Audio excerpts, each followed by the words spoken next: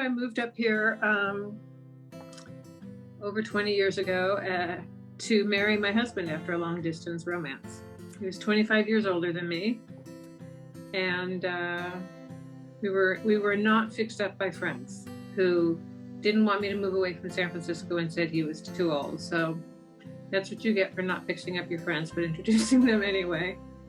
And actually, shortly after we met, he started to have a precipitous loss of hearing in one ear. It turned out to be an acoustic neuroma. And so that was treated, but he had no hearing in one ear just forever, like just the left ear. I have to think about being in the car. Like if I was driving, he could hear me. If he was driving, he couldn't.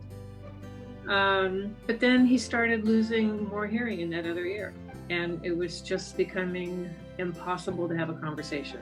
He would say that he could read lips, but not really very well.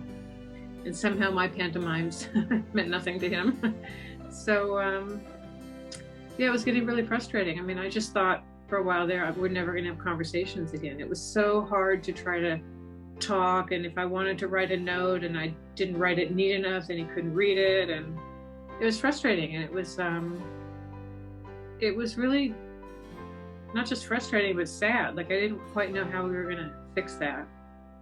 And I tried texting, but he wasn't really good at that kind of technology. And then an audiologist one day told us to try Ava, and it was a game changer, absolute game changer. We set it up, and from that very first night, you know, we could talk to each other from across the room, and he could hear me real time. And, you know, Ava occasionally gets things wrong, which, you know, could just be funny or confusing, but we used her all the time.